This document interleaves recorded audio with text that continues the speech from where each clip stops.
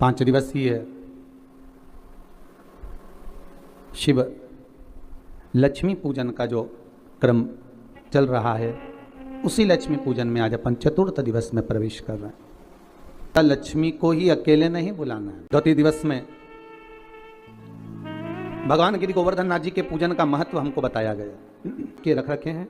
उसी पूजन की थाली में जल का छींटा देकर, एक जहां गोवर्धन नाथ जी का पूजन आपने करा है, एक दीप वहां लगा दी, पुष्प समर्पित करना है।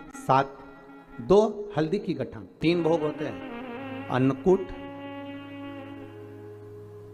56 भोग और कुनवाड़ा। दीपमाली का उत्सव, दीपावली का पर्व मनाया। 5 दिवसीय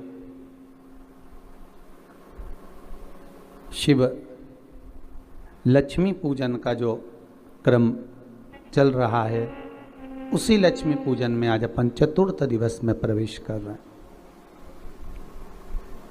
बड़े सौभाग्यशाली हैं आप और हम, जो भगवान गिरि गोवर्धन नाथ जी के पावन चरणारविंद का रसास्वादन करने का अपन सबको सौभाग्य मिला है। ठाकुर जी की कृपा, दया, उदारता। कल दीपावली का पूजन आप सभी ने करा। आप और हमने मिलकर खूब दीपोत्सव मनाया, माता लक्ष्मी को अपने घर में बुलाया। पर निवेदन है, केवल माता लक्ष्मी को ही अकेले नहीं बुलाना है। हमें माता लक्ष्मी से निवेदन करना है, माँ आप जब गणेश जी को लेकर आए तो बुद्धि के देवता को लाएं। आप जब गणेश जी को लेकर आए तो रिद्धि सिद्धि को भी लेकर आए। श्रेष्ठ बुद्धि, श्रेष्ठ विचार और मन का शुद्ध भाव हमारे भीतर प्रवेश करे। घर में केवल अकेली लक्ष्मी ही श्रेष्ठ नहीं होती। पहले भी कथाओं में कहा कि लक्ष्मी आती है, मना नहीं, पर लक्ष्मी जब घर में प्रवेश करती है तो बहुत सारे अपने कुछ कदम, कुछ चरण, कुछ पांव साथ लेकर आती है कि वो कुछ समय रुककर वापस चली जाती है। उसका कारण क्या है? जैसे नाव में छेद हो जाए, नाव में छिद्र हो जाए, और नाव में अगर छेद हो गया तो उसमें जो पानी भरा रहा है नदी का, उस पानी को निकालने का तरीका आपको आना चाहिए कि जैसे जैसे पानी बढ़ता जाए वैसे वैसे उसको दोनों हाथों से उलीचकर बाहर फेंकते जाइए। अगर वो पानी बाहर नहीं गया तो उस नाव में भराते भराते भराते भराते एक दिन वो नाव डूब जाती है। उसी तरह घर में जब संपदा बढ़े, धन बढ़े, वैभव बढ़े, लक्ष्मी बढ़े, तो इन दोनों हाथों से प्रयोग कर कर कहीं सत्कर्म में हमें लगाते रहना चाहिए। कहीं सत्कर्म की ओर हमें अग्रण्य रहना चाहिए। और भगवान गिरि गोवर्धन नाथ आप सभी पर ऐसी कृपा दृष्टि बनाकर रखे कि आपके घर में वैभव, धन, संपदा, लक्ष्मी खूब कृपा दृष्टि बनाकर रखे। दीपावली के द्वितीय दिवस में भगवान गिरि गोवर्धन नाथ जी के पूजन का महत्व हमको बताया गया। आप सभी के यहाँ गाय के गोबर के गोवर्धन जी बनते हैं और उनका पूजन हम सब करते हैं। पर इस पूजन का जो प्रमाण दिया गया, इस पूजन की जो महत्वता बताई गई, इस पूजन की जो श्रेष्ठता कही गई, वो हमें प्राप्त होती है श्रीमद् भागवत से। भगवान कृष्ण की अनुपम लीला से, कि जिस समय भगवान कृष्ण ब्रजमंडल में भ्रमण कर रहे हैं, पूरे ब्रजमंडल में घूमते घूमते भगवान कृष्ण आज सारी ब्रजवासियों के यहाँ, गोपियों के यहाँ मिलते हुए आ रहे हैं। तो भगवान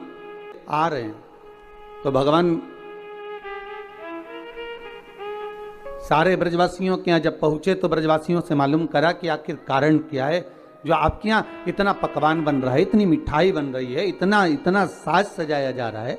जैसे कल आपसे कोई पूछता या एक दिन पहले आपसे 2 दिन पहले कोई पूछता दीपोत्सव के पहले कि साहब आपने इतना सारा गुजिया बनाया है, पपड़ी बनाई है, खाजा बनाया है, मठरी बनाई है, खुरमे बनाए हैं, खूब सारा सामान तैयार कर कर रखा है आपने, तो ये किसके लिए रखा? तो आप अपने छोटे छोटे बच्चों से कहते हो कि जरा शांति रखो, इसको दीपावली पर तुम्हें प्रसाद में मिल जाएगा। ये पपड़ी, ये गुजिया, ये मठरी, ये बालूशाही आपको मिलेगी जरूर, पर दीपावली का पहले पूजन हो जाए उसके बाद दिया जाएगा। मतलब लक्ष्मी जी के लिए हमने सारी तैयारी करी। और अगर सारे ब्रजवासियों से भगवान कृष्ण पूछ रहे हैं, ब्रजवासियों ने ये नहीं कहा कि हमने लक्ष्मी पूजन की तैयारी करी है, ब्रजवासी तो ये कह रहे हैं कि हमारे यहाँ इंद्र की पूजन होती है और वो इंद्र के पूजन होती है तो हम उस इंद्र के पूजन के लिए इतना सारा पकवान तैयार करें। हमने जो इतना सारा भोग तैयार करा है, इतना सारा पकवान तैयार करा है, ये इंद्र की पूजन के लिए करा। तो भगवान कृष्ण ने सारे ब्रजवासियों से बात करते करते करते करते पूछते पूछते तब एक बुजुर्ग, एक बूढ़ी माता के पास पहुंच गए। एक बूढ़ी मां के पास जाकर पूछा, मां आप बताओ कि इतना सारा पकवान क्यों तैयार किया जा रहा है? ये इतना सारा भोग किसके लिए तैयार किया जा रहा है? तो महाराज वो बूढ़ी मां कहती है, अरे कान्हा तुमको नहीं मालूम क्या, अपने यहां दीपावली के इस पावन अवसर पर, अब दीप उत्सव के पावन अवसर पर हम इंद्र की पूजन की तैयारी कर रहे हैं। अच्छा, तो इंद्र के पूजन क्यों?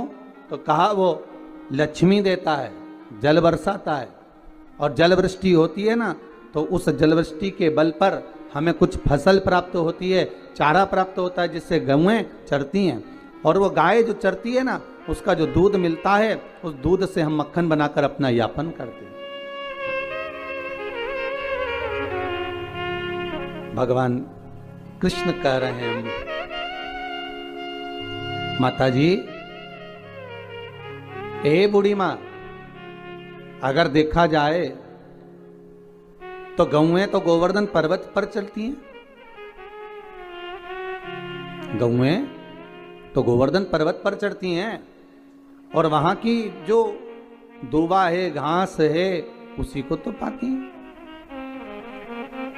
अरे मां, अगर मान लो गिरी गोवर्धन नाथ नहीं होते, गोवर्धन बाबा नहीं होते, तो तुम्हारी गौओं को भाग कहां से मिलता, और वो दूध कहां से देती, वो मक्खन कहां से देती?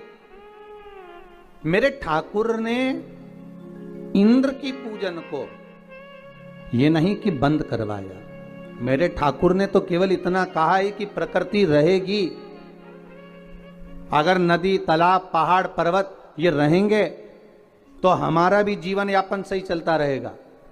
आज के जमाने में लोग प्रकृति को काटते जा रहे हैं, पेड़ पौधे काटते जा रहे हैं। आज अभी आपको मालूम होगा कि पूर्व में जो कोरोना महामारी निकली है, उस कोरोना महामारी में ऑक्सीजन की कितनी कमी पड़ी। उसका सबसे बड़ा अगर कहीं नुकसान है तो हमने किया। कोई धारण करा 7 दिवस, कृष्ण मैं हल्का हो जाता हूं तो अपनी छोटी सी उंगली पर मुझे धारण कर लो। भगवान कृष्ण ने गोवर्धन नाथ जी को अपनी छोटी सी उंगली पर धारण करा। 7 दिवस बरखा भारी हुई, तब जाकर इंद्र क्षमा मांगने आए और गोवर्धन नाथ जी को भूमि पर रखकर भगवान कृष्ण ने कहा, गोवर्धन नाथ जी, कली में तुम समदेव ना दूजा, सुर नर मुनि सब करते पूजा। हे गोवर्धन नाथ, कलयुग में तुम्हारे समान कोई देव नहीं होगा।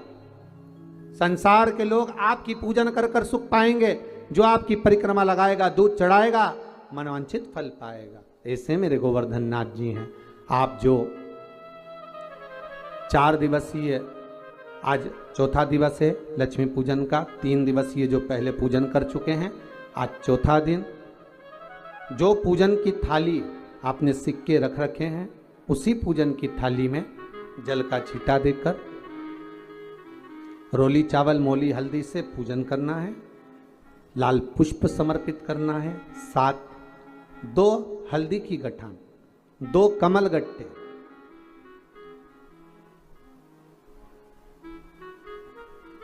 2 तरह का मीठा हो तो वो महाराज आप समर्पित करें।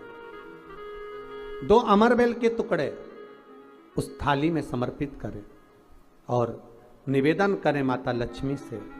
5 घी के दिए जलाएं, दीप प्रकट करें और माता लक्ष्मी की पूजन अर्चना कर भोग लगाकर माँ से निवेदन करें, माँ हम 5 दिवसीय आपकी आराधना कर रहे हैं जो दीप महोत्सव के रूप में।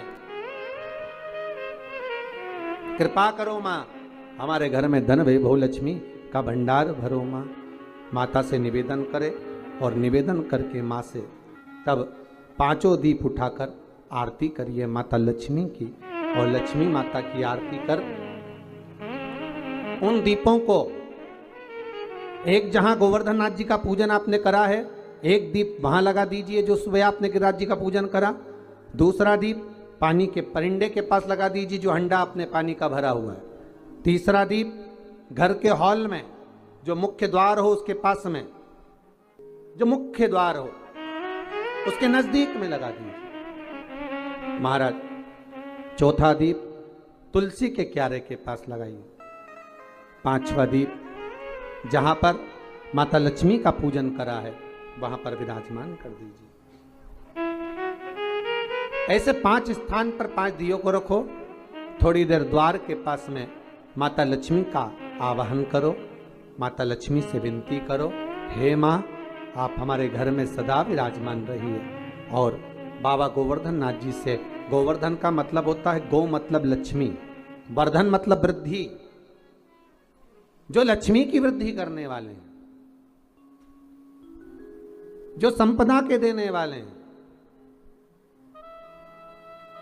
लक्ष्मी को प्रदान करने वाले हैं, ऐसे गोवर्धन नाथ बाबा आप हमारे घर में संपदा की वृद्धि करिए, लक्ष्मी की वृद्धि करिए। बाबा से निवेदन करो।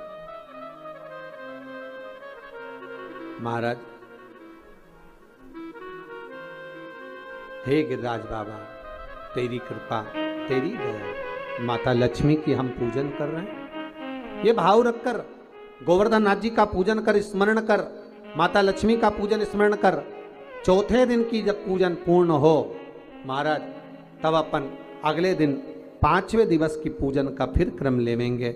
और कल जब अपन 5वें दिवस की पूजन करेंगे तो उस थाली के सिक्कों को कहाँ रखना है, कैसे उठाना है, कैसे विराजमान करना है, उसका वर्णन कल की कथा में श्रवण करेंगे। कल की कथा में अपन श्रवण करेंगे भाव भक्ति से, आनंद के साथ में। आप सब पूरी आस्था चैनल के माध्यम से, फेसबुक यूट्यूब के माध्यम से जो आप 5 दिवसीय शिव लक्ष्मी पूजन का स्मरण कर रहे हैं और दीपावली का पावन मम्मी का रख लिया। और मेरे पार्लर वाली किसका? शैली आंटी। तूने शैला का दीपावली का पावन पर्व 5 दिवस का मना रहे हैं, उसकी बहुत बहुत बधाई हो। भगवान भोलेनाथ कुबेर भंडारी कुबेरेश्वर महादेव आपके भंडार भर के रखे। यशोदा मैया के गले में बैया डालकर मेरे ठाकुर जी कह रहे हैं माँ अब आप क्या कर रही हो? माँ कहती है इंद्र के पूजन की तैयारी। माँ इंद्र का पूजन नहीं, गोवर्धन नाथ जी का करो, गिरिराज बाबा का। कौन है गोवर्धन नाथ?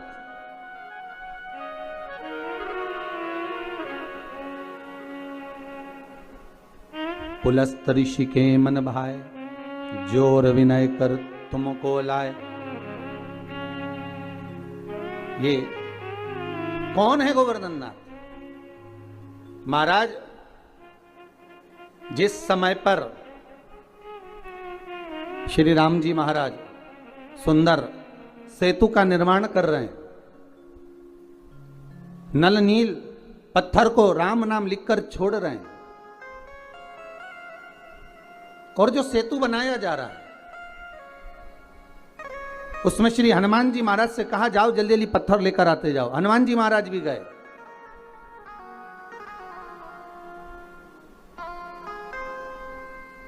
महाराज और हनुमान जी महाराज गए और गिरी गोवर्धन नाथ जी को उठाकर लिया है। अब पर्वत को लाते लाते लाते लाते उन्होंने कहा इतना विशाल पर्वत है, एक ही जगह पर रख दूंगा तो बस वहीं से मार्ग बन जाएगा। पर लाते लाते इतने में सूचना मिल गई कि अब तो इस सेतु का निर्माण हो चुका है, अब सेतु का निर्माण हो गया, अब नहीं लाइए, आप उसको रख दीजिए, जहां से लेकर आ रहे हो वहीं पर रख दीजिए, जहां पर हो वहीं रख दो।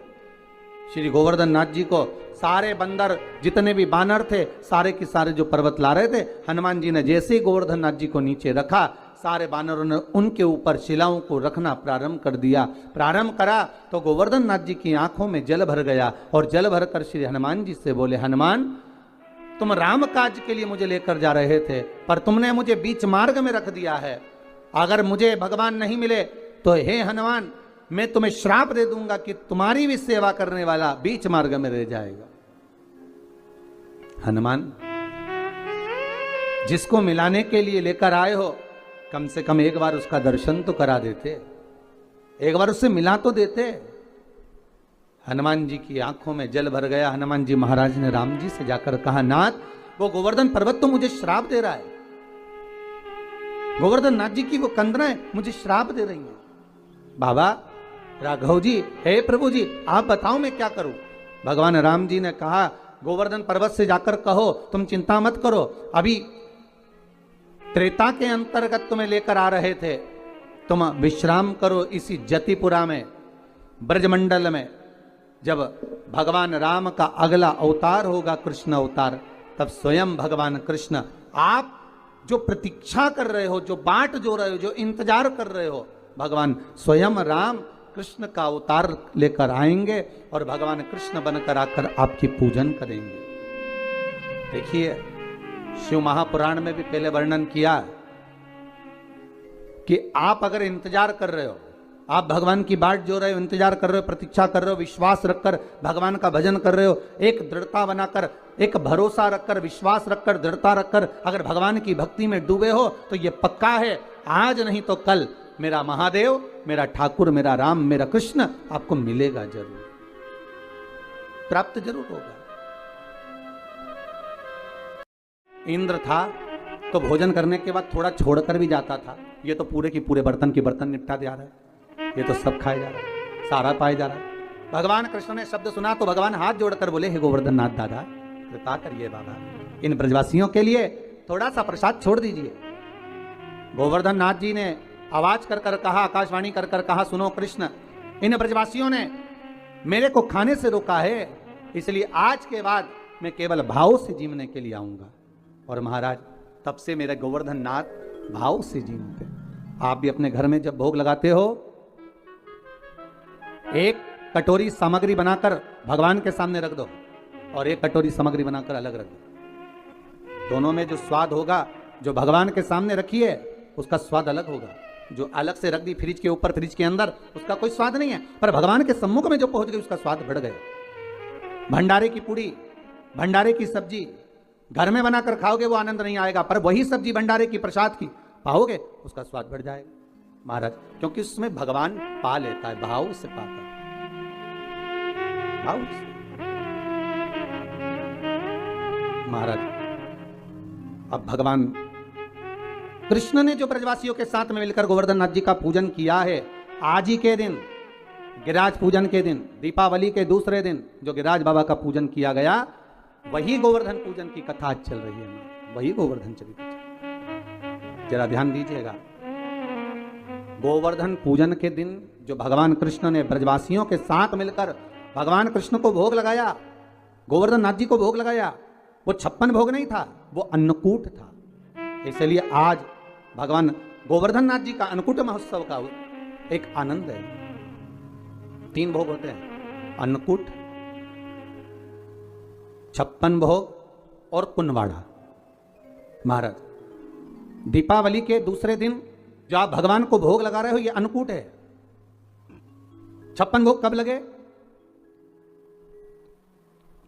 जब भगवान कृष्ण ने गोवर्धन पर्वत को अपनी उंगली पर लिया, 7 दिवस तक जलवृष्टि हुई। 7 दिवस भगवान पर्वत को अपने उंगली पर धारण कर कर रखे। एक दिन में मेरे श्री जी बाबा को, मेरे ठाकुर को, मेरे कन्हैया को, मेरे कृष्ण को एक दिन में 8 बार भोजन आता है। 7 दिन तक भगवान जब तक गोवर्धन पर्वत को अपनी उंगली पर धारण करके रखे तब तक भगवान ने कुछ नहीं पाया।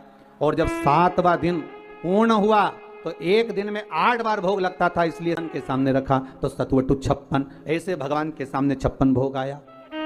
तो आज जो भोग लग रहा है वो अन्नकूट है, वो अन्नकूट है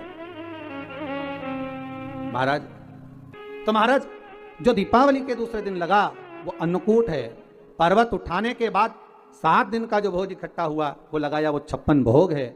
और भगवान कृष्ण के साथ में सारे ब्रजवासी नंद बाबा के साथ में मिलकर जो भगवान गोवर्धन नाथ जी का प्रति समय पूजन करने जाते थे और जो भगवान को भोग लगाते थे वो उसको कुनवाड़ा कहा गया। कुनवाड़े का मतलब है कुनवे के साथ, परिवार के साथ में जाकर भगवान को भोग लगाया जाए, वो कुनवाड़ा है। एक क्षण के लिए उसकी असुर प्रवृत्ति हो गई।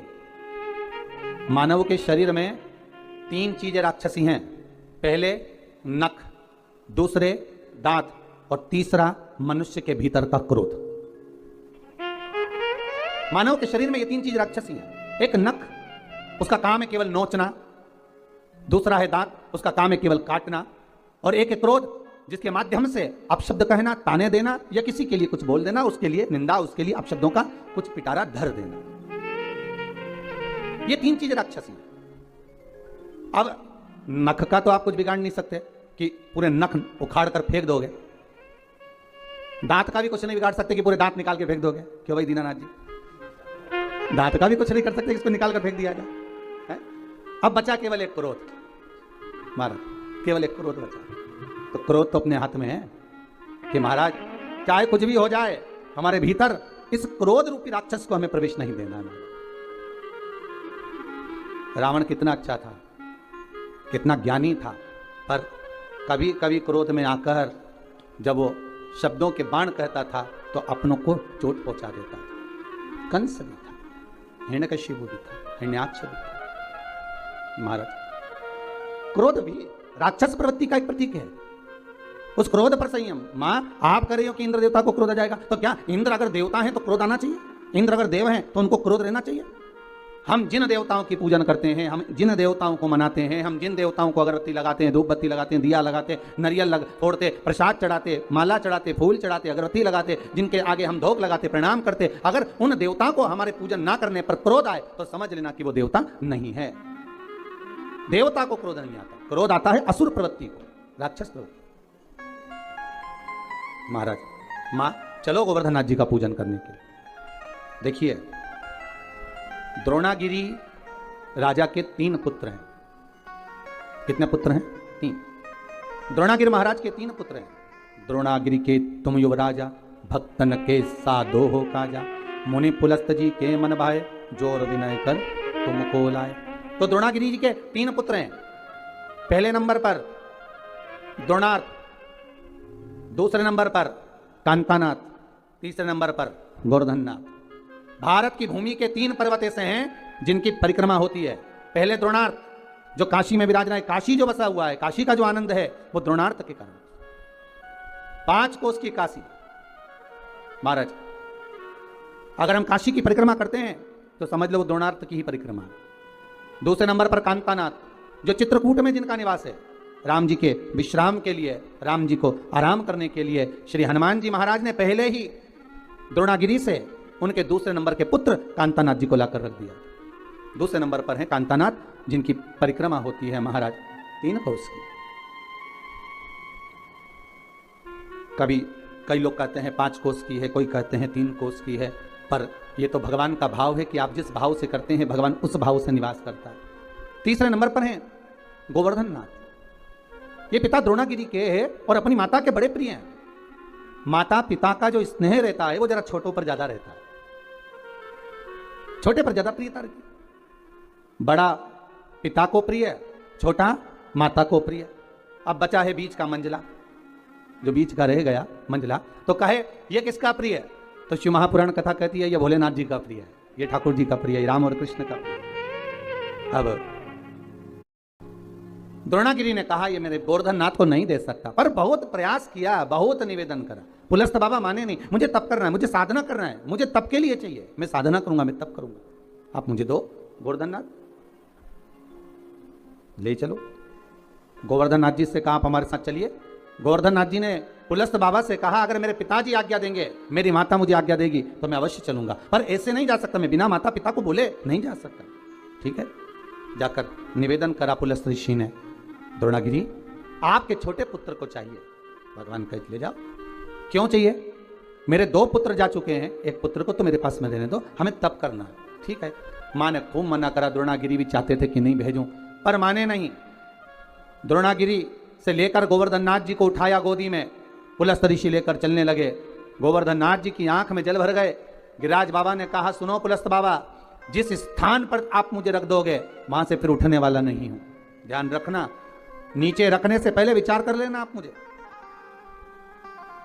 ठीक है, पुलस्त ऋषि ने मन में सोचा इतना छोटा सा रखा है, मेरी गोदी में बैठकर चल रहा है और मुझको कह रहा है कि जहां रख दोगे उठूंगा नहीं।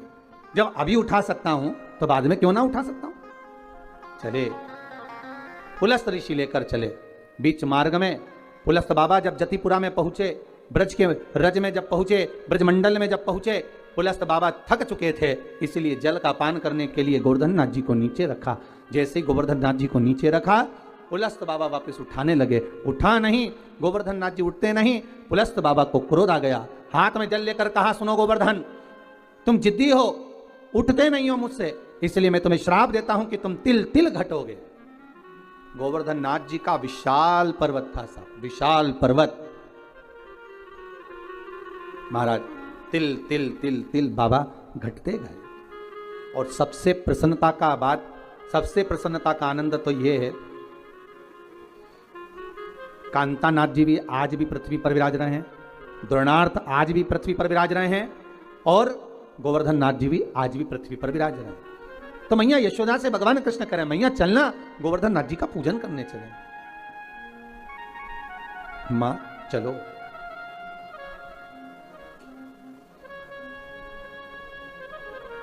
मां चलो गोवर्धन नाथ जी का पूजन करने। मैया ने कहा लाला चलने को तो चल चले, पर पहले नंद बाबा को आन दे, तेरे बाबा आएंगे और वो आज्ञा देंगे तो हम चलेंगे। मैया आप चलो। तो मैया ने सारा साज सजाया, जितना सामान था सब रख लिया, भोजन का जो भी सामग्री सिद्ध हुई थी वो रख लिया।